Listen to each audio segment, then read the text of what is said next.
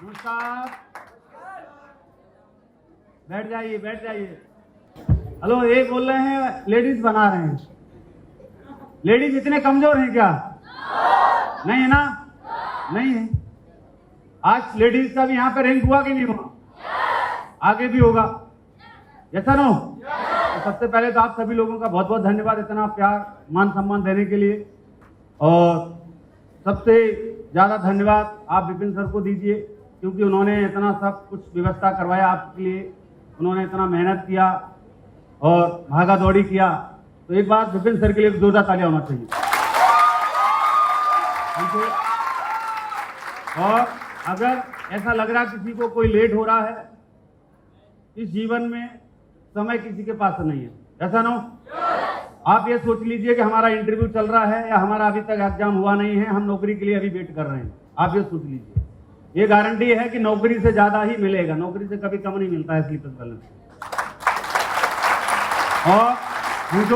और जितने भी लोग असफल हुए हैं, नाकामयाब हुए हैं, वो वही हुए हैं जो पूरा प्रोग्राम कभी अटेंड किए ही नहीं है, जो सिर्फ हाजिरी देने के लिए आए हैं। और जो सिर्फ हाजिरी देने के लिए आते हैं, उनके जीवन में कभी भी बदलाव किया नहीं जा सकता है, ऐसा ना?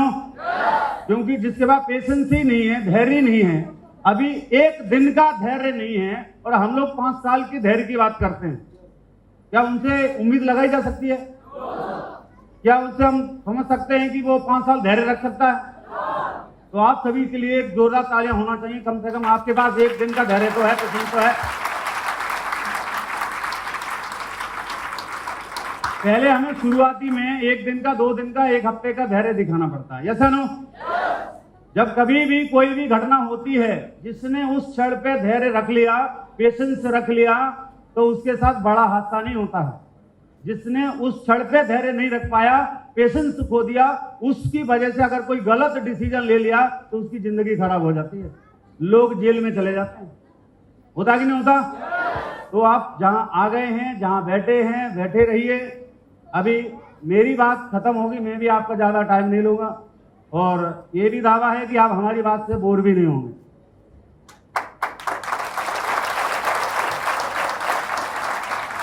दोस्तों, नाम सुनील यादव है, मैं रहने वाला इटावा का हूं। स्लीपर्स बैलेंस में 2016 से मैं काम कर रहा हूं।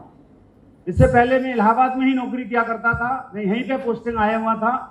और दोस्त, कहा जाता है जब भी कोई इंसान दिल से अगर कभी भी ये सोच ले और वो दिल से आवाज दे, और ऐसा कहावत भी है कि 24 घंटे में एक बार इंसान सच बोलता है, मतलब जो बोलता है वो सच हो जाता है। इसीलिए जो हम लोग बड़े पे पैर छूते हैं, उनसे आशीर्वाद लेते हैं, तो वो आशीर्वाद देते हैं कि खुश रहो, तरक्की करो। क्योंकि वो क्षण हो सकता है कि उसी समय उनके मुंह पे वो सरस्वती विराजमान हो, भगवान विराजमान हो, और वो जो बोले सच हो जाए, ऐसा ना?